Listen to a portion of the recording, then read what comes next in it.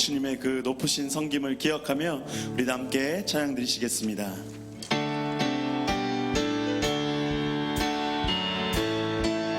구원으로 인도하는 그문은 참 좁으며 생명길로 인도하는 그 길은 참 험하니 우리 몸에 매여 있는 그 더러운 죄짐을 하나 없이 벗어놓고 힘써서 들어갑시다.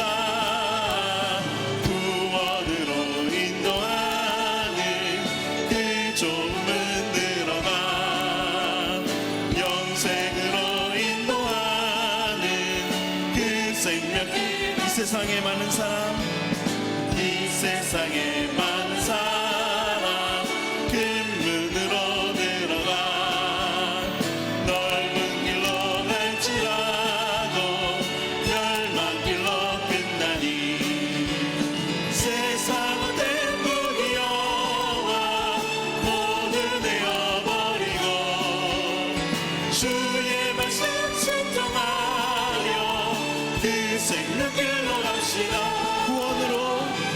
구원으로 인도하는 그 좁은 문 들어가 영생길로 인도하는 그 생명길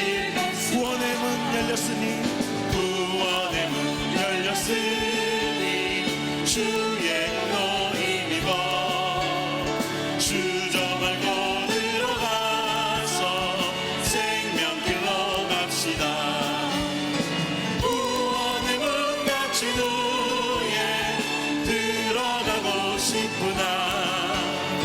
한 번 닫힌 구원의 문 또 열려지지 않으리. 구원으로 인도하는 그 좁은 문 들어가 영생으로 인도하는 그 구원으로 인도하는 그 좁은 문 들어가 영생으로 인도하는 그 생명길 갑시다. 예수 하나님의 공의 예수 하나님의 공의 주독생자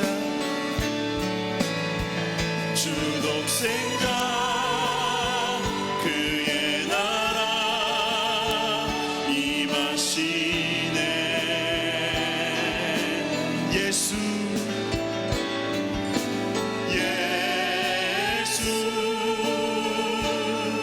제물이 되신 주 영광 중에 주의 나라 영광 중에 주의 나라 임하시네.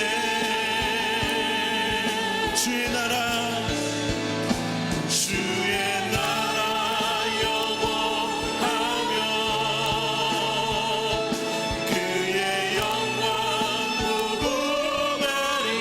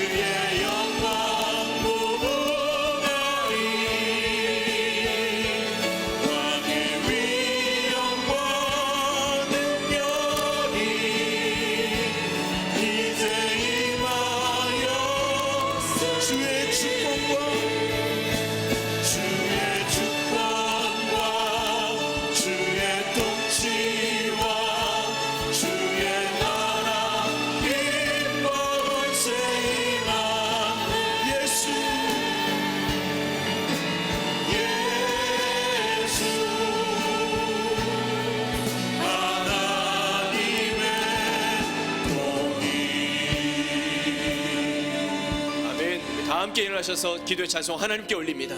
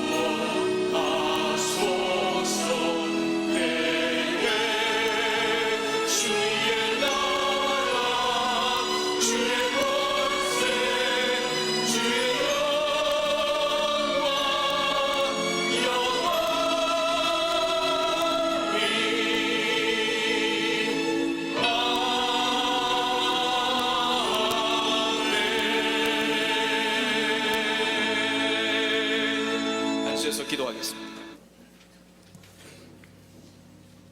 거룩하신 하나님 아버지, 한 주간 풍성한 사랑과 은혜로 함께하여 주시고 복된 주일 하나님을 예배하는 자리로 인도해 주셔서 감사드립니다. 지난 주간 설 명절을 통해 고향 선교사로 파송되어 사랑하는 가족들과 귀한 믿음의 교제를 나누는 축복의 시간을 주셔서 감사합니다. 명절이 되어도 육신의 질병으로, 외국인으로, 유학과 군복무 등 여러 가지 이유로 고향에 가지 못한 성도들의 마음에 하늘의 큰 위로를 내려 주시옵소서. 설 명절을 보내며 우리가 품었던 영적 다짐을 다시 주님 앞에 올려드립니다. 나태하고 게으른 삶을 용서하시고 세상적인 유혹과 현실적인 문제들로 흐트러진 우리의 마음, 하나님보다 눈에 보이는 세상을 쫓아 살았던 우리의 모습을 고백합니다. 우리의 모든 죄와 허물을 용서하여 주시고 오늘 예배를 통해 다시 새롭게 하시는 하나님의 은혜를 허락하여 주시옵소서. 지난 한 주 동안 청년들의 캄보디아 단기 선교를 통해 역사하신 하나님 감사합니다. 젊음의 때에 하나님을 향해 자신의 시간과 물질을 드리며 헌신한 청년들에게 하늘의 크신 복을 내려 주시옵소서. 다가오는 차세대 봄 성경학교를 통해 중앙의 자녀들이 하나님을 경험하게 하시고 세상 속에서 주의 말씀을 붙잡고 거룩한 빛의 자녀로 살게 하여 주시옵소서. 다가오는 16차 예수님을 닮아가는 삶을 기대합니다. 우리 인생의 가장 소중한 예수님의 가르침을 통해 우리 교회와 성도들 삶 가운데 하나님의 선하시고 기뻐하시는 뜻을 발견하게 하여 주시옵소서. 무엇보다 2018년 축복을 부르는 아멘과 행복을 더하는 감사의 열매가 우리 삶에 가득하게 하여 주시고 이 성중에 내 백성이 많다고 하신 주님의 말씀을 따라 잃어버린 영혼을 구원하여 하나님께 영광 돌리는 성도의 삶이 되게 하여 주시옵소서. 중앙예담학교 건축의 모든 과정을 인도하신 하나님 감사드립니다. 우리 하나님이 하셨음을 믿음으로 고백하며 3월 3일 헌당 개교 감사 예배를 준비합니다. 온 성도의 마음에 가슴 벅찬 기대와 감동을 허락하여 주시고 우리 교회 한국교회의 미래와 다음 세대를 향한 귀한 비전을 주신 하나님께 감사하는 시간 되게 하여 주시옵소서. 나라와 민족을 위해 기도합니다. 진행 중인 평창 동계올림픽을 통해 온 세계에 평화의 메시지가 전해지고 각국에서 찾아온 사람들에게 하나님의 사랑을 전하는 선교 한국이 되게 하여 주시옵소서. 문재인 대통령과 모든 지도자들이 하나님을 경외하고 국민을 사랑하는 마음으로 국정을 잘 감당하여 모든 어려움을 잘 극복하고 날로 새로워지는 대한민국으로 인도하여 주시옵소서. 하나님께서 세워주신 고명진 담임 목사님과 김정한 원로 목사님 영육간에 강건케 하여 주시고 말씀의 현장마다 성령님의 역사가 넘쳐나고 모든 사역을 통해 영혼 구원과 영적 성숙의 사명을 잘 감당케 하여 주시옵소서. 이 시간 담임 목사님을 통하여 주시는 하나님의 말씀을 아멘으로 받고 주신 말씀대로 순종하여 공동체와 우리 인생에 주시는 믿음의 능력을 경험하게 하여 주시옵소서. 기쁨으로 예배를 섬기는 많은 손길을 기억하여 주시고 예배의 모든 순서를 통해 하나님 영광받아 주시옵소서. 우리를 구원하신 예수님의 이름으로 간절히 기도드립니다. 아멘.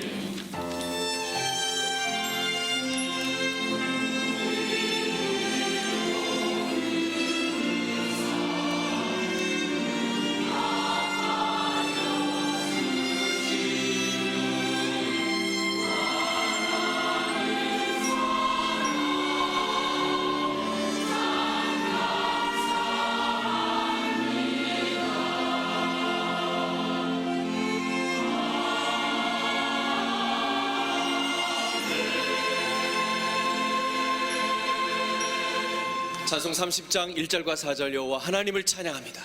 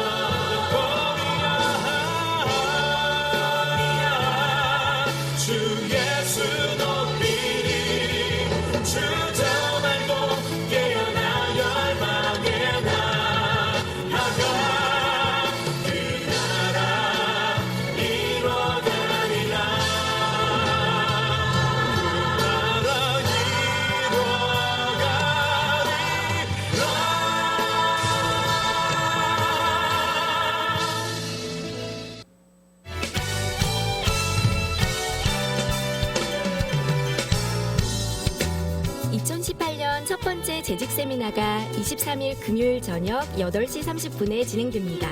이번 세미나의 강사 조정민 목사님은 25년 동안 언론인으로 MBC 뉴스데스크 앵커와 방송국 사장을 역임하며 열정을 불사르다가 예수님을 영접하고 하나님의 부름 앞에 전적으로 돌아선 목회자입니다. 이번 세미나를 통해 예배에 대한 감격을 잃은 우리들에게 도전의 말씀을 전해주실 것입니다.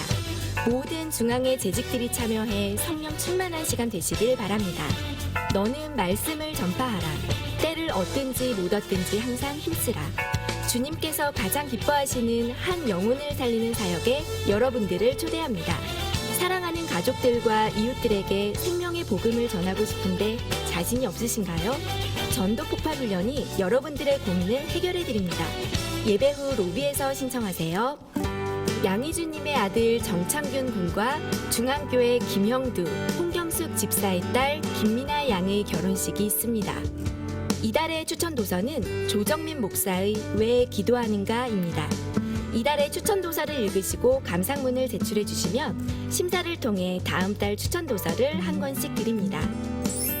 처음 나오신 새가족이나 등록을 원하시는 분은 예배 후 1층 중앙비전홀로 오시면 자세한 등록 안내를 도와드리겠습니다. 할렐루야. 오늘 2부 예배 드리시는 여러분과 여러분의 가정, 자녀들 행하시는 모든 범사가 형통하시기를 주님의 이름으로 축원합니다. 여러분 곁에 계신 분과 인사하는 시간입니다. 함께 예배 드리기에 참 반갑다고, 건강하시라고, 행복하시라고, 부자 되시라고, 옆집도 잘 되시라고. 네. 설 연휴가 계속되고 있습니다만 우리는 벌써 새로운 한 주일을 시작해서 오늘 주일 2부 예배를 드립니다. 고향에 가신 분들, 또 가족들, 친인척 만나시는 분들, 이제 고향 선교사 마치고 돌아오실 때 모두가 다 안전하게 오시기를 바라고, 국가적으로는 올림픽이 지금 동계올림픽이 계속되어서 어저께도 우리가 금메달을 땄는데 제 마음 같아서는 남은 날 하루에 한 개씩만 더 땄으면 참 좋겠는데요. 아멘 해도 소용이 없죠. 과목이 없으니까. 어쨌든 하여간 좋은 성적 거두었으면 좋겠고요. 남북 간에 물꼬는 텄는데 좋은 평화의 무대가 생기고 이번 기회가 북한에도 다시 복음이 들어가는 기회가 되고, 아멘. 또 동계올림픽 참관, 거기 선수, 감독, 코치 참여하신 분들이 약 39만 명이 온다고 그럽니다. 약 40만 명 가까이 오는 사람들도 이번에 다른 그 무엇보다도 대부분의 사람들은 발전된 한국을 바라보고 벌써 개막식 때 놀랬죠, 그죠? 예, 개막식 때 오륜기도 만들고 또 스노보드 타는 것도 한 사람이 1240개의 드론으로 만들었대요. 드론을 중국이 제일 잘 만든다고 그러는데 역시 기술은 한국이 가장 좋은 기술이 아닌가 생각이 드는데, 제 마음 속에는 다른 어떤 것보다도 복음이 잘 퍼져나가고 확장되는 그런 계기가 되기를 간절히 바랍니다. 끝까지 아무런 사고 없이 잘 마칠 수 있도록 기도해 주시면 진심으로 감사드리겠습니다. 우리 교회로는 드디어 일주일밖에 남지 않았습니다. 16차 예담 삶이, 그리고 예담 삶 끝나는 2주간 뒤에는, 지금부터 2주간 뒤에는 3월 3일 그동안 오랫동안 기도하고 준비해왔던 중앙예담학교 드디어 헌당 개교 예배를 드리고 3월 8일 날, 그날이 3월 3일입니다. 그리고 3월 8일 날은 저희들이 대외적으로 간단한 오프닝 세레머니를 할 계획을 갖고 있습니다. 위에서 기도해 주시기를 부탁드립니다. 교회력으로는 지금 현재 사순절 기간을 보내고 있습니다. 여러분이 잘 아시지만 사순절은 부활주일 전 주일을 뺀 40일을 사순절, 영어로 렌트라, 이렇게 Lent, 렌트라고 이렇게 표현합니다. 이 사순절은 언제나 수요일 날 시작합니다. 언제나. 그래서 그 수요일을 제의 수요일, 제의 수요일, 애쉬, 불 태우고 나면 제의 수요일인데, 성경에 보게 되면 회개할 때 제를 무릅쓰고 베옷을 입고, 그래서 제입니다. 작년 종려주일에 흔들었던 종려 가지를 1년 동안 두었다가 그것을 태워서 제로 만들어서 이마에다가 십자가 형태나 이렇게 그 제를 붙이고 40일 동안 보다 경건하게 예수님의 십자가, 예수님의 고난을 묵상하며 보내는 그런 절기가 교회력에서는 사순절이라고 합니다. 우리 기독교에서 그렇게 많이 하진 않습니다만 구교나 루터교나 한국의 감리교 이런 교단에서는 이 사순절을 매우 의미를 많이 부여합니다. 야간 우리는 사순절 기간 동안에 하나님의 말씀을 묵상하고 경건하게 보낼 수 있도록, 사실 지난 수요일 날 저희들이 사순절 표를, 오른쪽에는 마지막 예수님이 보내셨던 고난주간의 행적을, 왼쪽에는 요 한 주간 6일 빼고 34일간 동안 묵상할 수 있는 말씀들을 했는데, 혹시 필요하신 분들은 지난 수요일 날 나오신 분들과 함께 나누시고 저희들이 교회적으로 전체 필요하다 그러면 또 다시 준비를 할 예정입니다. 수요일 날은 다 나누어 드렸겠습니다. 금년 제1차 재직 세미나가 2월 23일 금요일 오후 8시 30분에 있습니다. 방금 영상 통한 소식도 보셨는데 조정민 목사님 MBC 앵커 출신이고 평생 집안 대소가가 모두 불교 집안에서 그분이 극적으로 예수 그리스도를 믿고 복음을 전하는 아주 탁월한 간증과 말씀이 있습니다. 여러분들 꼭 참여해 주시기를 부탁드리겠습니다. 각 기관과 부서에 여러 모임이 있습니다. 우리 장로님들, 권사님들, 남여전도회 또 각 위원회 활동들에 대한 중요한 내용 주보를 참고해 주시면 되겠습니다. 호산나 오케스트라 신입단은 오디션 안내가 있고 그 다음에 전도 폭발 훈련생 모집 기타 차세대 여러 행사들이 주보에 있습니다. 여러분들이 단순한 주보 그냥 소식지의 이상으로 기도 제목으로 삼고 신앙 성장과 성숙에 잘 활용해 주시면 감사드리겠습니다. 16차 예담 삶의 주제는 예수님의 가르침입니다. 예수님은 언제 어디에서 누구를 대상으로 무슨 내용을 가르쳤고 어떻게 가르쳤는가는 예수님의 가르침, 우리가 학교를 오픈하면서 또 우리도 언제든지 예수님의 말씀대로 살아야 되는데 예수님의 가르침을 깊이 묵상하는 시간이 되겠습니다. 다 주보를 참고해 주시고 오늘 2부 예배 처음 오셨거나 오랜만에 오신 분 이 시간은 환영하고 축복하는 시간입니다. 밝고 환한 표정으로 축복성 가운데 환영하겠습니다.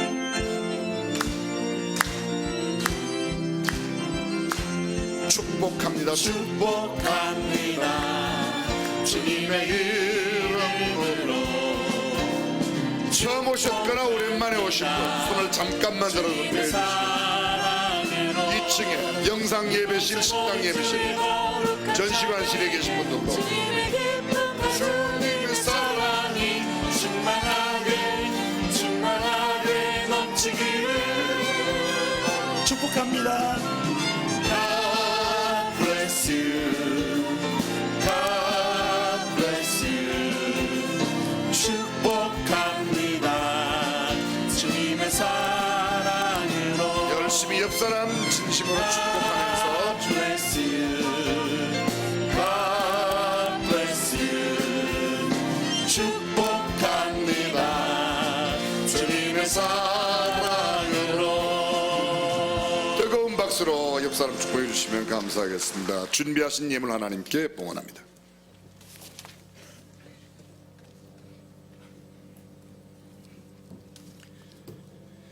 참 좋으신 하나님 아버지, 우리의 인생의 모든 과정 가운데 함께 하시고 은혜의 손길로 돌보아 주시는 하나님께 감사드립니다.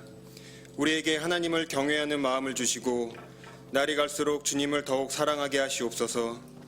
이 시간 주님 주신 그 크신 은혜에 감사하며 정성을 담아 헌금을 드립니다. 예물이 쓰이는 곳곳마다 하나님의 영광만 높이게 하시옵고 우리의 삶 또한 하나님께 드려지는 거룩한 산 제사가 되게 하시옵소서. 살아 역사하시는 예수님의 이름으로 기도합니다.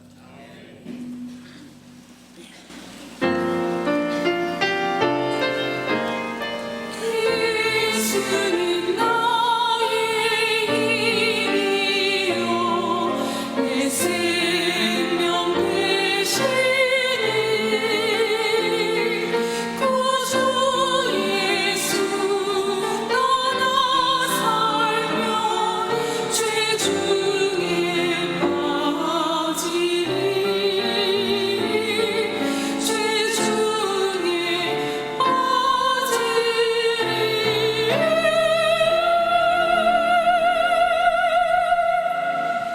예수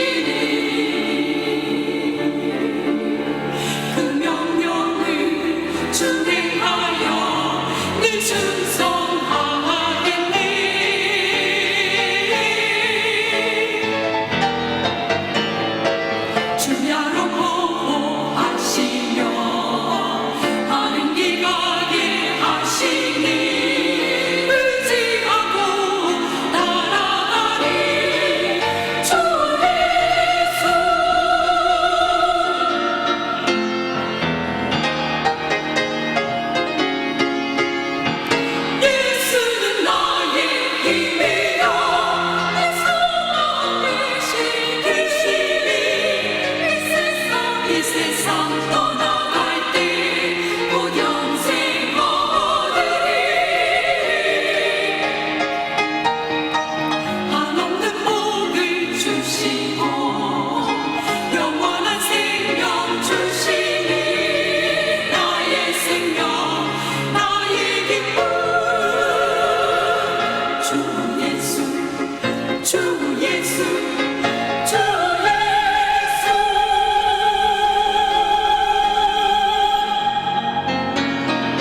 예수는 나의 길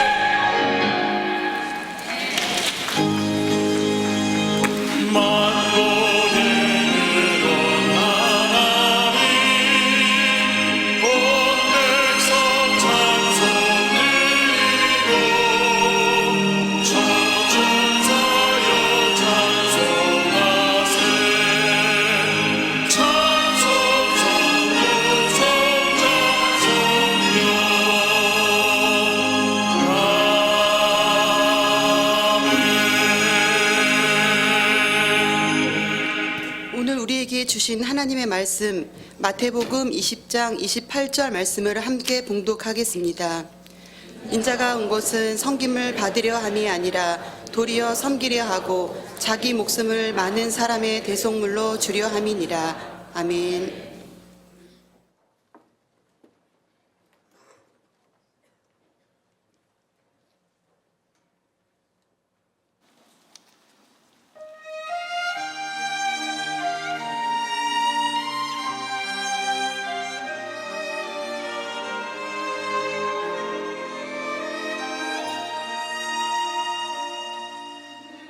징계를 받으므로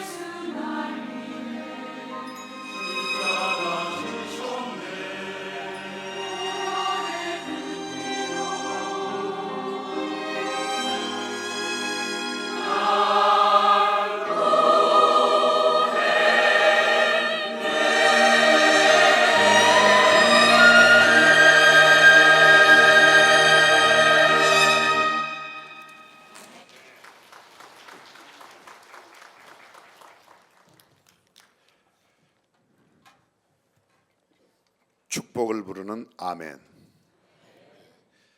찬양을 하고 나면 하나님께 아멘으로 우리가 화답하는 것은 참 은혜로운 일이 아닌가 생각이 되어집니다.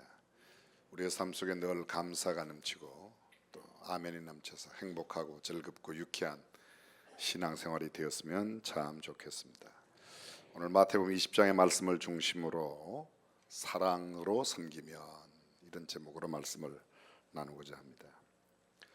천재로 불리우던 한 소년이 있었습니다. 그의 인생은 항상 오르막길이었습니다. 단 한 번도 경쟁에서 2등의 자리를 해본 적이 없습니다. 그는 기대대로 저 유명한 하버드 대학교의 교수가 되었습니다. 그가 집필한 30여 권의 책은 단 한 권도 빠짐없이 모두가 다 베스트셀러가 되었습니다. 그를 만나기 위하여 세계의 수많은 사람들이 교수를 찾아왔습니다. 그의 인생은 오직 성공과 성취로 장식되었습니다. 어느 날 이 사람이 폭탄 선언을 했습니다. 나는 더 이상 교수직을 하지 않겠다고 사직을 선언했습니다. 그리고는 보스턴에 있는 조그만 정신박야가 시설로 들어가 새로운 인생을 살겠다고 발표했습니다. 사람들이 그에게 만류했습니다. 당신 같은 인재가, 저 유명한 대학 교수, 하버드 교수가 후학들을 양성하는 것이 더 옳은 것이 아니겠냐고, 더 훌륭한 제자들을 많이 길러내는 것이 인생에 더 보람 있는 일이 아니겠냐고 그에게 이야기를 합니다. 그 많은 명예와 보수를 왜 버리려 하는가? 차라리 후학들을 좀 더 많이 양성하는 게 좋겠다고. 그러나 그의 대답은 아주 간명했습니다. 오르막길 인생은 성공과 칭찬에 가려 예수님이 보이지 않기 때문에 내려간다고 이야기했습니다. 이제 낮은 곳에서 예수님을 만날 것이라고. 그는 인생의 말년을 매사추세츠 정신박야가 시설에서 장애인들의 용변을 뒷바라지해주고 식사를 먹여주고 목욕시키고 그저 하찮은 일, 구질구질한 그런 일들을 하면서 인생을 보내고 마지막 하나님의 부르심을 받고 떠났습니다. 이 사람이 바로 상처 입은 치유자라는 책을 낸 저 유명한 헨리 나우엔의 이야기입니다. 인생의 오르막길에서 예수가 보이지 않는다. 고통과 눈물의 돌자갈이 깔린 곳에서 예수의 미소가 있다. 꼭대기 인생은 추락의 위험성이 그만큼 크다고 이야기하며 낮은 곳으로 내려갔습니다. 사랑하는 성도 여러분, 넌 크리스찬과 크리스찬의 가장 현저한 차이가 뭐라고 생각하십니까? 예수 믿는 사람과 아직 예수 믿지 않는 사람의 두드러진 차이점이 있다면 도대체 무엇이 그 차이점입니까? 하나님을 섬기는 사람들과 우상을 숭배하는 사람들 사이에 명백한 대조점이 있다면 그 대조점은 무엇입니까? 우리가 예수 그리스도를 따르는 주님의 제자됨의 신분을 가장 뚜렷하게 보여줄 수 있는 삶의 특징은 무엇이라고 생각하십니까? 아마 이렇게 표현할 수 있을 겁니다. 매주일 어김없이 예배당에 나가 예배를 드리는 사람과 그렇지 않은 사람으로 대별해도 꼭 틀리다고는 말할 수 없을 겁니다. 주일 저녁 예배, 수요 성경 공부, 새벽 기도회를 열심히 다니고 금요일 심야 기도회, 심지어는 소그룹 모임까지 빠짐없이 교회 여러 위원회 활동이라든지 부서 활동을 열심히 한다, 그렇지 않다는 것으로도 구분 지을 수 있을 겁니다. 부지런하고 열심히 일하여서 자기가 많이 돈을 벌고 번 돈 가운데는 단 한 푼도 빠짐없이 11조를 꼬박꼬박 드리고 헌금 많이 드리는 것, 그것도 현저한 차이가 될 수 있을 겁니다. 찬송을 힘차게 부르고 정성껏 기도하며 금식하는 것, 그것도 또 차이가 될 수 있을 것입니다. 청빈하게 살고 경건하게 살고 착하고 선하게 욕심 없이 사는 것, 믿는 자와 아직 믿지 않는 자의 두드러진 대조점이라고 말할 수 있을 겁니다. 고액의 기부를 하거나 내 생명을 던져 다른 사람을 위경해서 살려내는 소위 의인으로 살면, 그리고 어떤 때는 때로 그들의 생명을 건져내기 위하여 내 생명도 드린다면 그것이야말로 참 믿는 사람과 믿지 않는 사람의 현격한 차이가 될 수도 있을 겁니다. 그런데 꼭 그렇다고만은 볼 수 없습니다. 성경이 이렇게 말합니다. 내가 내 몸을 불사르게 남에게 내어준다 할지라도 사랑이 없으면 아무 소용이 없다고 말합니다. 사랑하는 성도 여러분, 저와 여러분이 예수님을 닮은 삶으로 산다는 것은 도대체 어떻게 사는 것입니까? 진실하고 성실한 그리스도인으로 산다는 것, 어떤 모습으로 살아가는 것입니까? 믿음의 공동체인 교회가 어떤 모습을 보여주면 세상 사람들이 과연 교회가 다르다고, 예수 믿는 사람들은 확실히 달라라고 말할 수 있을까? 역시 예수 믿는 사람들이 참 다르네. 교회 나가는 사람이, 예배당에 나가는 사람들이 뭐가 달라도 달라. 예수님이 있기는 있나 봐. 도대체 우리가 어떻게 살면 세상 사람들이 이런 반응을 우리에게 보이냐 하는 겁니다. 제 개인적인 친구 이야기를 해서 죄송합니다. 중학교 때 만나고 헤어지고 난 뒤에 졸업하고 못 만나다가 금년에 처음으로 만났습니다. 그러니까 아마 한 47, 8년 됐겠죠. 거의 50년 만에 만났습니다. 이 친구는 학교 다닐 때, 중학교 다닐 때 저하고 이렇게 아주 가까이 이렇게 앉았습니다. 그래서 점심시간에 식사도 같이 하고 반찬 있으면 서로 나눠 먹고, 이 친구 고등학교, 대학교 마치고 나서 포스코 포항제철에 입사했습니다. 37년간 그곳에 근무하는 동안에 마지막 퇴직하기 전에는 아주 상당히 높은 직위 임원으로 있었습니다.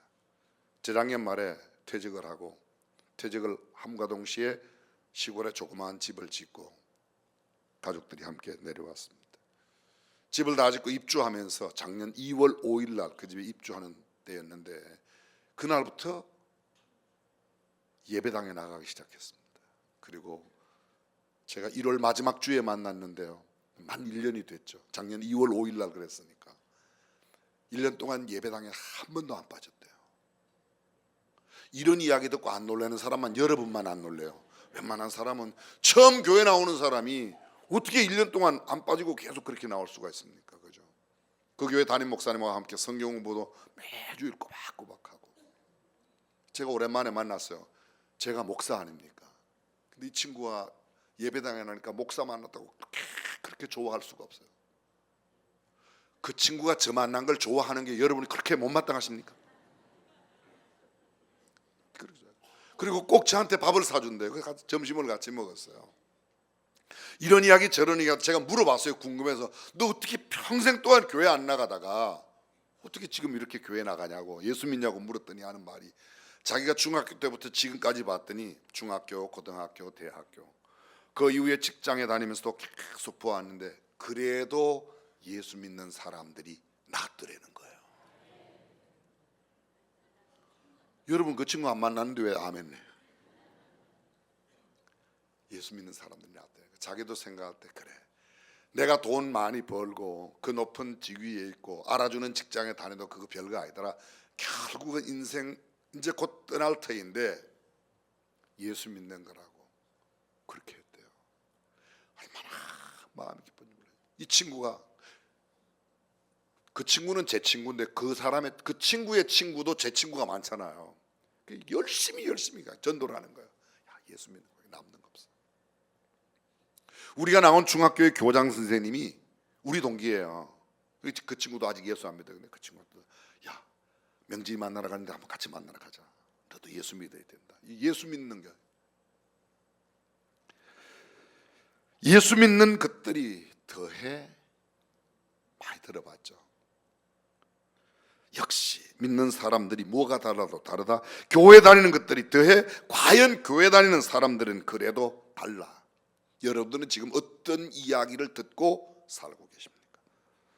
어떻게 사는 것이 빛으로 소금으로 사는 것입니까? 어떤 가치로 살면 세상 사람들이 우리를 진실한 그리스도인으로 인정합니까? 아직 예수 그리스도를 영접하지 않은 수많은 세상 사람들에게 도전을 줄 수 있는 그리스도인으로서의 삶은 어떤 삶이 있을까요?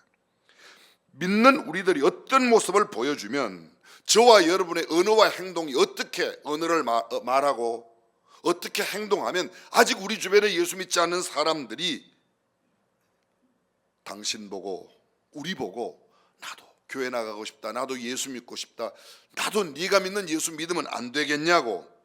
사랑하는 성도 여러분, 성경이 말씀하고 있는 진정한 그리스도인의 모습, 하나님의 약속의 말씀, 그 주께서 축복으로 약속하신 그 모든 것들이 우리에게 이루어지는 삶, 도대체 어떤 삶입니까? 이런 이야기 들어보셨습니까? 나도 너처럼 살고 싶은데 어떻게 하면 그렇게 살 수 있니? 너야말로 세상을 참 아름답게 하는 사람이로다. 당신이 있어 얼마나 행복한지 몰라. 너 때문에 세상 살고 싶어. 반대로 이렇게 말할 수도 있습니다. 너처럼 될까봐 걱정이다. 나 너처럼 될까봐 교회 못 나가. 어떤 이야기를 더 많이 듣고 있습니까? 너처럼 살까봐 고민이 많다. 너야말로 세상을 어둡게 만들고 답답하게 하는구나. 너 때문에 우리 집은 불행해. 당신 때문에 우리 집 불행해. 당신이 예수 믿는 사람이어서 우리 집이 이렇게 행복한 것 같아요. 그런 이야기를 많이 듣고 있습니까? 당신 때문에 우리 집이 힘들어. 그런 이야기를 많이 듣고 있어요. 교회 오면 다 목사, 장로, 권사, 집사들인데 집에서도 내 아내도 내 남편도 내 자녀들도 우리 부모, 형제들도 그래. 당신 때문에 우리 집은 얼마나 행복한지 몰라요. 교회만 멀쩡하게 목사인데 집에 가면 당신은 왜 이렇게 우리를 힘들게 하는지 몰라. 저는 종종 들어요. 여러분들은 전혀 안 듣죠? 여러분 어때요? 당신이 예수 믿는 장로님이 되셔서 얼마나 좋은지 몰라요. 참 행복해요. 그렇죠, 장로님들, 그죠? 왜 갑자기 가만히 계시는 거야?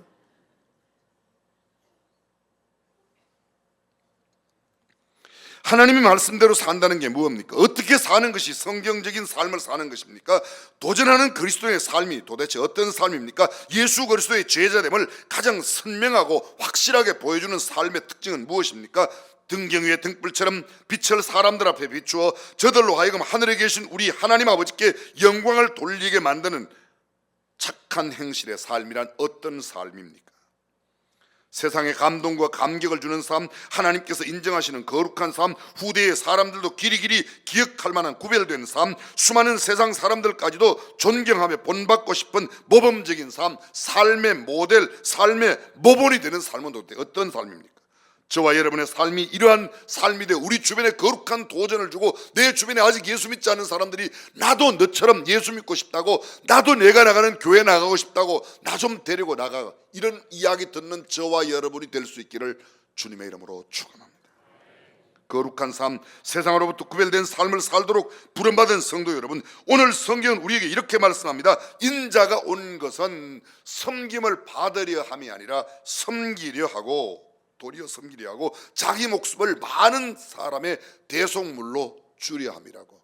주님은 뭐 때문에 오셨다고요? 섬기려고 오셨다고. 무엇하러 오셨는가? 섬기려고 오셨다. 누가복음 22장 27절 말씀에 앉아서 먹는 자가 크냐 섬기는 자가 크냐, 앉아 먹는 자가 아니냐, 그러나 나는 섬기는 자로 너희 중에 있느니라. 주님은 정말 크신 분입니다. 온 우주 만물을 지으신 분이세요. 창조주이세요. 그런데 그분이 이렇게 말합니다. 섬기는 자가 크냐 섬김 받는 자가 크냐. 섬김 받는 자가 큰 자가 아니겠냐. 그러나 나는, 인자는 섬기는 가운데 있다고 말씀하고 있습니다. 신앙생활을 한마디로 정의하면 뭐라고요? 그렇습니다. 예수님 닮아가는 거야.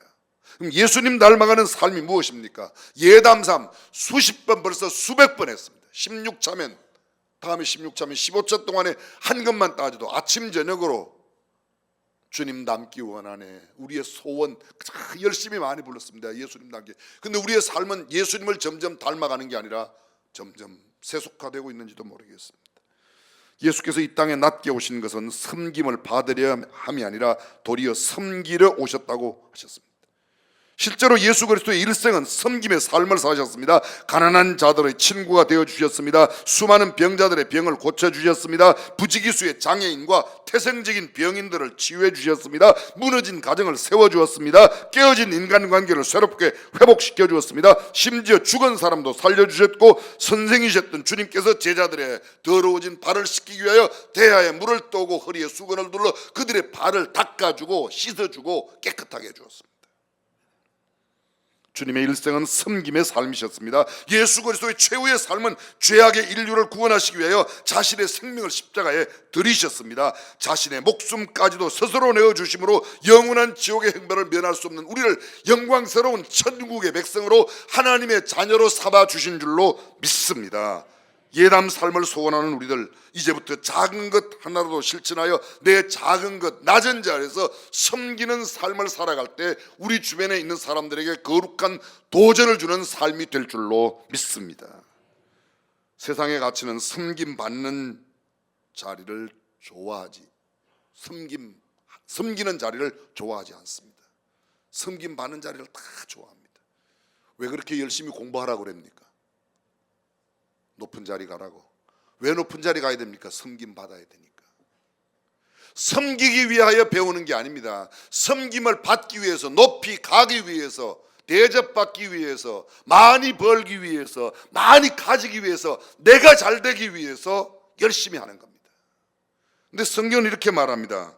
성경의 가치는 반대요. 내가 더 섬기기 위하여 어떻게 하면 더 잘 섬길 수 있을까를 배우고 어떻게 하면 더 잘 봉사할 수 있을까를 익히는 것, 그것이 올바른 인생이라고 말합니다. 세상 사람들은 높은 자리에 가려고 공부하고 노력합니다. 세상 사람들은 섬긴다고 봉사한다고 하지만 자신이 더 높아지려 하고 더 가지려 하고 더 대접받고자 합니다.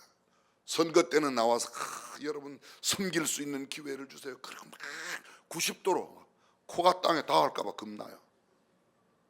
일단 당선되면 딱 달라집니다. 우리 교회 계신 분들 몇 분들 빼고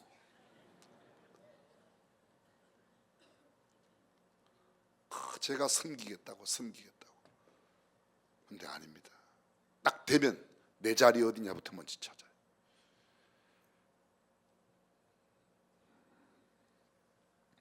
세상 사람들은 거룩한 경외심보다 세도와 권세와 명예를 더 얻으려고 공부하고 머리 짜고 골똘합니다. 우리는 섬기기 위해 배우고 섬기기 위하여 공부하고 섬기기 위해 연구하고 노력하고 섬기는 일이면 어디 가면 더 잘 섬길 수 있는가, 더 열심히 더 바르게 섬길 수 있는가를 찾아야 될 줄로 믿습니다. 저는 성경을 읽다가 깜짝 놀랐습니다. 출애굽기 39장에 보니까 그들이 여호와께서 모세에게 명하신 대로 청색, 자색, 홍색 실로 성소에서 섬기기 위한 정교한 옷을 만들고 또 아론을 위한 거룩한 옷을 만들었다. 섬기는 옷과 거룩한 옷이라고 성경을 구분지어 이야기합니다. 굳이 아주 성경하고 꼭 맞게는 아니겠지만 구분해 본다면 작업복하고 일할 때 입는 옷하고 정장하고 다르다는 거예요. 섬기는 일을 위하여 섬김에 적합한 옷을 입었다는 겁니다. 그렇죠. 실제로 전부 다 정장을 하고 나서는 일하기가 힘들죠. 반응이, 여러분들은 다 일하러 갈 때 양복 입고 갈까요? 뻔한 소리 왜 하냐 고목사. 구분되어 있습니다. 39장 41절 성소에서 섬기기 위한 정교한 옷 곧 제사 직분을 행할 때 입는 제사장 아론의 거룩한 옷, 이게 옷이 완전히 다르다는 거죠. 마태복음 20장 26절입니다. 너희 중에는 그렇지 아니하니 너희 중에 누구든지 크고자 하는 자는 너희를 섬기는 자가 되고, 사실 크려고 섬기는 건 아닙니다. 섬겼더니 커지는 것이지 커지기 위하여 섬긴다, 그건 아젠다가 속셈이 다르다는 거죠. 다른 생각이 있다는 겁니다. 오늘 본문 다시 들어보십시오. 인자가 온 것은 섬김을 받으려 함이 아니라 도리어 섬기려 하고 자기 목숨을 많은 사람의 대속물로 주려 함이니라. 이 똑같 방금 말씀만 드렸던 이 두 구절은 성경의 마태복음과 마가복음에 똑같은 구절이 두 번씩 나타납니다. 마가복음 9장 35절 예수께서 앉아서 12제자를 불러서 이르시되 아무든지 첫째가 되고자 하면 뭇 사람의 끝이 되며 뭇 사람을 섬기는 자가 되어야 하리라. 뭇 사람의 끝이 되고 뭇 사람의 섬기는 자가 되어야 첫째가 될 수 있다고. 첫째가 되기 위해 하는 건 아닙니다. 그렇게 섬겼더니 끝자리를 내려갔더니 예수님께서 드신 예화 가운데 이런 예화가 있어요. 너희가 어느 잔치자리에 부름을 받았을 때 내가 높은 자리를 알고 가장 높은 자리에 앉았는데 더 높은 사람이 오면 밑으로 내려가야 되지 않겠냐. 그런데 마지막 말단에 앉으면 내가 점점 주인이 와서 너를 높은 자리로 옮기지 않겠냐. 낮은 자리로 가야 올라가지. 높은 자리 먼저 갔다가 더 높은 사람 오면 낮은 자리. 그런 경우 있죠. 저도 많아요. 앉았는데 그게 제 자리가 아니라고 그래서 저쪽으로 가라고 할 때는 아주 얼마나 민망하고 쑥스럽고 아이고 그냥 가고 싶어요. 그죠? 여러분들은 항상 낮은 자리만 가니까 그런 경험이 없나 봐요. 우리가 그런 경험이 얼마나 많습니까? 누가복음 2장에 보게 되면 과부로 84년 동안 결혼한 지 7년 만에 과부가 되어서 84년 동안 과부로 살았던 안나의 이야기가 나옵니다. 과부도 이제 84년이라 이 사람이 성전을 떠나지 아니하고 주야에 금식하며 기도함으로 섬기더니 아기 예수를 만났다. 섬김의 삶 속에서. 사도행전 13장 36절은 이런 말씀이 있습니다. 다윗은 당시에 하나님의 뜻을 조차 섬기다가 잠들어 그 조상들과 함께 묻혀 썩음을 당하였으며, 다윗은 당시에 하나님의 뜻을 조차 섬기다가, 잘 들어보십시오, 다윗이 30살에 왕이 되었습니다. 40년 동안 왕위에 있었습니다. 그럼 다윗의 70년 생애 가운데 40년 왕위에 있었는데 성경을 이렇게 써야 맞지 않겠습니까? 다윗은 당시에 하나님의 뜻을 조차 다스리다가, 하나님의 뜻을 조차 통치하다가, 하나님의 뜻을 조차 지도하다가, 결코 나쁜 말이 아닙니다. 하나님의 뜻을 다 따라 다스렸다, 하나님의 뜻을 조차 통치했다, 하나님의 뜻대로 지도했다, 인도했다, 그게 나쁜 말이 아닙니다. 근데 성경은 그런 나쁜 말이 아님에도 불구하고 이렇게 기록합니다. 다윗은 당시에 하나님의 뜻을 조차 섬기다가 잠들어. 뭐 하다가? 섬기다가. 다윗은 왕이 된 직분을 갖고 섬겼다는 겁니다. 다스렸다, 통치했다는 표현을 쓰지 않아요. 그의 삶은 섬김에 있었습니다. 그래서 조상들과 함께 묻혔다고 이야기하고 있습니다. 바울이 고린도 교회에 보내는 편지 가운데서 고린도전서 맨 마지막 16장입니다. 15절 이하 이런 말씀입니다. 형제들아, 스데바나의 집은 곧 아가야의 첫 열매요. 스데바나가 아가야 지방, 고린도가 있는 그 도시가 아가야입니다. 근데 그 아가야 지방에서 제일 먼저 믿는 집안이 스데바나 집이었는데, 그 집은 아가야의 첫 열매요. 또 성도 섬기기로 작정한 집이다. 뭐 하기로 작정했다고요? 성도 섬기기로 작정한 집. 여러분들은 무슨 작정을 갖고 지금 신앙생활을 하고 있습니까? 그 다음 구절을 들어보십시오. 성도 섬기기로 작정한 줄을 너희가 아는지라 내가 너희를 구원하노니 이 같은 자들과 또 함께 일하며 수고하는 모든 자에게 복종하라. 이 같은 자들, 어떤 자들? 성도를 섬기기로 작정한 자들과 그들과 함께 그런 성도 섬기는 일에 함께하는 자들에게 복종해라. 저는 착각했습니다. 오해하고 살았습니다. 높은 사람에게 복종해야 되고 높은 사람의 말을 순종해야 된다고 생각했는데 절대로 그런 게 아니고, 섬기는 자라 할지라도 그 섬기는 일이 옳으면 그가 아무리 낮은 사람이라도 그에게 순종하고 그에게 복종해라. 엎드려 따라가는 것, 그게 복종입니다. 우리는 대부분 높은 사람에게 복종한다고 생각해요. 성경을 말하면 하나님의 말씀대로 살아가는 사람의 삶에 우리가 따라가고 그들을 복종하라고 이야기합니다. 계속해서 17절입니다. 내가 스데바나와 브드나도와 아가이고에 온 것을 기뻐하노니, 그 사람들이 아가이고 사람이에요. 브드나도, 스데바나, 이 사람들이 내게 온 것을 내가 기뻐하는데 저희가 너희의 부족한 것을 보충, 너희가 나를 돕고 섬기려는 일에 그 사람들이 나한테 섬겨주어서 내가 얼마나 고마운지 모르겠다. 내가 그것 때문에 기쁘다는 겁니다. 바울이 고린도 교회에 보낸 두 번째 편지 9장 1절입니다. 형제들아, 스데바나의 집은 곧 아가야의 첫 열매요. 성도를 섬기는 일에 대하여 내가 너희에게 쓸 필요가 없나니, 성도를 섬기는 일에 대하여 너희에게 쓸 필요가 없다. 그 다음 연결되는 구절은 한마디로 하면 너희가 얼마나 열심히 섬기는지 내가 섬기는 일에 대해서는 두말할 필요가 없어, 그런 말이에요. 섬김에 대해서는 내가 더 이상 두말할 필요가 없다. 많은 사람들로 격동함이라, 격동이란 말의 원어의 뜻은 이런 뜻입니다. 분발하도록 일깨워줬다. 너희가 얼마나 열심히 섬기는지 그것을 본 많은 사람들이 나도 저렇게 열심히 섬겨야 되겠다고 분발하도록 일깨워주는 일을 너희가 감당했다. 고린도 교회에 대한 칭찬의 이야기가 담겨져 있습니다. 이 직무로 증거를 삼아 너희의 그리스도의 복음을 진실히 믿고 복종하는 것과 저희 모든 사람을 섬기는 너희의 후한 연보를 인하여 하나님께 영광을 돌리고, 다른 사람들을 돕는 일에 후한 연보, 연보가 뭐예요? 헌금. 남을 섬기는 일을 위하여 헌금한 그것으로 인해 하나님이 영광을 받으신다, 그렇게 말합니다. 빌립보서 2장 30절에는 이런 말씀이 있습니다. 저가 그리스도의 일을 위하여 죽기에 이르러도 자기 목숨을 돌아보지 아니하는 것은 나를 섬기는 너희의 일의 부족함을 채우려 함이라. 지금 바울은 다시 로마의 감옥에 갇혔습니다. 그런데 빌립보 교회 성도들이 감옥에 있는 바울에게 무언가 쓸 것을 준비하여서 사람에게 보냈습니다. 그 보냄을 받은 사람이 누군가 하면 에바브로디도예요. 에바브로디도가 그에게 왔습니다. 바울에게 왔습니다. 근데 바울에게 온 에바브로디도가 로마에 와서 병이 났습니다.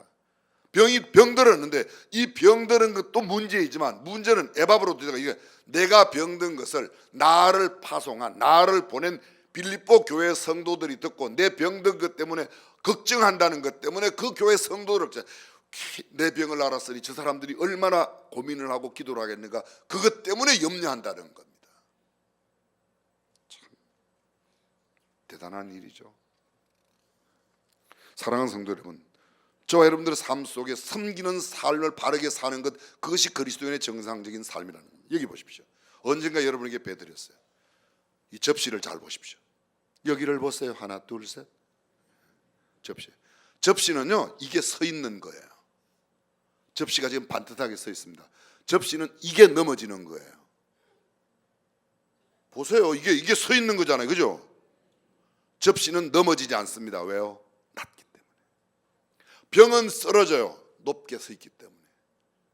접시는 낮기 때문에 쓰러지지 않습니다. 넘어지지 않습니다. 접시는 이게 넘어지는 거라니까요. 안 넘어지잖아요. 이게 절대 안 넘어져요. 암만 밀어도 안 넘어져요. 발로 차도 안 넘어져요. 이건 발로 차도. 왜요? 낮기 때문에. 왜 우리가 넘어집니까? 높기 때문에 넘어지는 겁니다. 내가 쓰러지고 추락하는 것은 높기 때문에 그렇습니다. 엎드려 기도하고 보다 낮은 자리에서 섬기는 자는 절대 넘어질 염려가 없습니다. 탈무드에 이런 말이 있습니다. 누워있는 자는 넘어질 염려가 없다.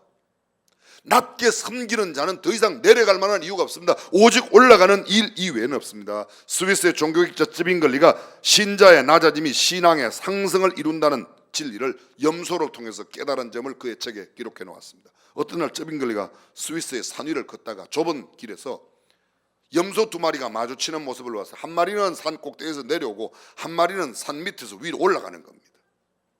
누가 유리합니까? 누가 유리해요? 둘이 마주치면 내려오는 염소가 힘이 더 세겠어요? 올라가는 염소가 힘이 세겠어요? 당연히 내려오는 거죠. 전쟁에서 보면 고지를 먼저 점령한 사람은 30%의 에너지로 고지 밑에 있는 사람이 70%의 병력을 갖고 올라와도 이길 수 있다는 거예요. 당연히 내려오는 염소가 올라오는 염소를, 근데 이 올라오는 염소가 딱 보았더니 이렇게 하는 거예요. 쯔빙겔리가 본 거예요. 올라가는 염소가 납작 딱 등을 엎드리니까 내려가는 염소가 그냥 등을 밟고 지나가 버렸어요. 그리고 염소는 계속 올라갔어요. 내려가는 염소는 내려가서 동네 사람들한테 잡혀 먹었다는 그런, 그 뒷부분은 제가 지어낸 거예요.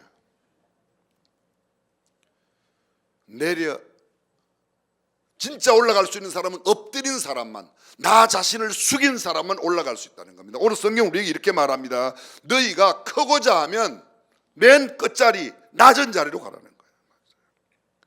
마르틴 루터 킹 목사님은 이런 유언을 했습니다. 내가 이 세상을 아직 간다면 나는 당신들에게 다음과 같은 유언을 남기고 싶습니다. 내가 이 세상을 떠난다면 거창한 장례식을 삼가해 주십시오. 그리고 긴 찬사도 삼가해 주십시오. 또 내가 노벨상 수상자라는 것도 말하지 말아 주십시오. 나의 학벌도 그것들은 그렇게 중요하지 않습니다. 내가 바라는 것은 마르틴 루터 킹은 다른 사람들을 위하여 살다가 갔다고 말하여 주는 것입니다. 나는 가난한 사람들에게 빵을 주기 위해, 헐벗은 사람들에게 옷을 주기 위해 살다가 갔다고 말해 주십시오.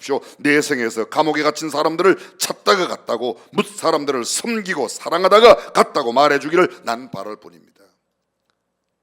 보스턴의 레가시라고 말하는, 보스턴의 자존, 보스턴의 문화유산이라고, 보스턴 대학교에서 긍지를 갖고 자랑하는 마르틴 루터 킹, 그 좋은 대학을 나왔지만 그는 그 대학 노벨상 받은 거 그런 거 자랑하지 말아라. 나는 어려운 사람 찾아 섬기다가 옥에 있는 사람 찾아다니다가 떠난 사람이라고 그렇게 이야기해 달라고 부탁했습니다. 여러분들은 어떤 명패, 아니 어떤 비문을 남기고 싶습니까? 스코틀랜드의 가정표 가운데는 이런 말이 있습니다. Saved to serve. 다른 말로 말하면 섬기기 위하여 구원받았다. 우리가 구원받은 것은 섬기기 위하여. 테니스를 이기려고 하면 서버를 잘해야 된다고 하죠. 서버를 잘해야죠. 이번에 세계 테니스 대회에서 수원의 아들 정현이 이야기만으로 좀 기뻐하는 표정을 지으세요. 부부싸움 하고 왔어요. 정현 아버지 수원 3일학교 체육 선생님이셨어요. 고향이 저 경상도 상주예요. 상주하고 문경하고는 전혀 딴 동네예요. 그런데 문경 사람들이 나는 우리 동네 사람이 막 뭐 문경의 아들이 세계 뭐 테니스, 야 어떻게 문경의 아들이냐? 수원의 아들이지. 수원의 아들이지. 그랬더니 저한테 문자를 보냈어요. 그럼 명진이 너도 수원의 아들이냐? 나는 문경의, 지역으로 따지면 나는 문경의 아들이다. 문경의 아들이다. 그랬더니 그러면 거기도 뭐 문경, 야 상주고, 그건 상주도 아니고 걔는 여기 수원에서 태어났으니까 수원에, 나는 문경에서 태어났으니까 문경 아들이고 걔는 수원에서 태어났으니까 수원 아들. 걔의 아버지는 상주의 아들이지. 꼭 지역으로 말한다면. 그래요 안 그래요? 그런 거 따질 것도 아니지, 성경에 나오는 것도 아니니까. 그런데 문제는 테니스는 서브를, 우리가 봉사를 잘해야, 서브가 뭐예요? 영어로 예배가 뭐죠? 서비스예요. 서비스. 서비스. 참으로 숨기는 삶이 빛나는 삶입니다. 전 마지막으로 짤막한 이야기 하나만 하고 마치겠습니다. 과일 가게를 하는 분이 있었습니다. 인근의 교회 교인이, 성도가 이 과일 가게에 와서 계속 전도를 하는 거야. 아주 귀찮을 만큼 전도를 하는 거야. 근데 전도를 하고 나서 꼭 과일을 사가는데, 꼭 사가면 상한 거, 병든 거, 뭐 골병든 거, 이런 것만 사가는 거예요. 계속. 또 오면 전도하고 그런 사과만 골라서 사가는 거예요. 어떤 날 다른 사람이 사과를 사러 왔어요. 근데 그 사람도 그런 것만 사가는 거예요. 그래서 물어봤어요. 당신도 이 교회 나가냐고 그랬더니 그렇다고 그랬더니. 그래서 갑자기 과일 가게 주인이 교회 나가고 싶은 마음이 생겨고 교회 나갔다는 이야기가 있습니다. 그래요. 예수 믿는 게 뭐예요? 우리의 철학이도 금식기도보다 보다 중요한 것은 우리가 세상 모든 삶의 장소에서 우리가 만나는 모든 사람들에게 낮은 섬김의 자세를 가지면 우리 주변에 있는 사람들이 우리 까닭에 예수 믿는 거룩한 역사가 일어날 줄로 있습니다. 가장 강력한 메시지는 우리 입의 말이 아니라 우리의 섬기는 삶이라고 믿습니다. 원로 목사님 사모님 피자 가게에서 열심히 피자, 지금도 만나면 우리 교회 여기 계실 때에도 화장실 청소 전 여러 번 봤습니다. 진정한 리더십은, 참된 지도력은 섬김에 있습니다. 사랑하는 성도 여러분, 저와 여러분들이 섬기는 사람이 되어 세상을 더 밝게 만들고 아름답게 하기를 주님의 이름으로 축원합니다.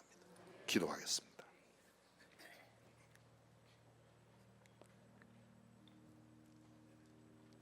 섬기는 삶은 나의 목적이나 계획이 있음에도 불구하고 그것을 내려놓고 하나님의 필요, 성경의 요구, 교회의 필요와 의도에 나의 의지를 내려놓고 수고와 행동을 그것을 위하여 하는 것이 진정한 섬김입니다. 내 생각에 맞지 않다고 내 생각대로 하겠다는 것은 진정한 섬김이 아닙니다. 전능하신 우리 하나님, 우리 모두가 참 섬김의 사람이 되어 우리 주변의 사람들에게 거룩한 도전을 주고 삶의 모본을 보여주는 성도가 다 되게 하옵소서. 우리 주님 예수님의 이름으로 기도합니다. 아멘. 다 함께 일어나셔서 사랑하며 섬기겠습니다 고백하며 찬양하겠습니다. 사랑하며 섬기겠어요. 생명 주신 예수님, 버려진 날 찾아오셔서 내게 생명 주셨죠. 찢긴 망관의 삶에 갈고리 언덕에 흘린 피로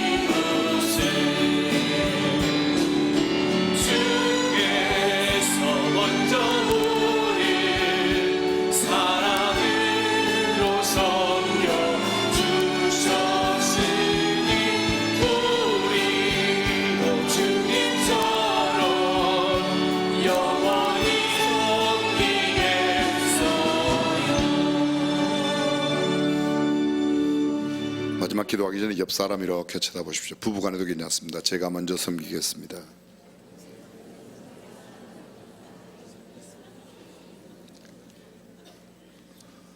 답을 해야지 어디 섬기나 보자 이렇게.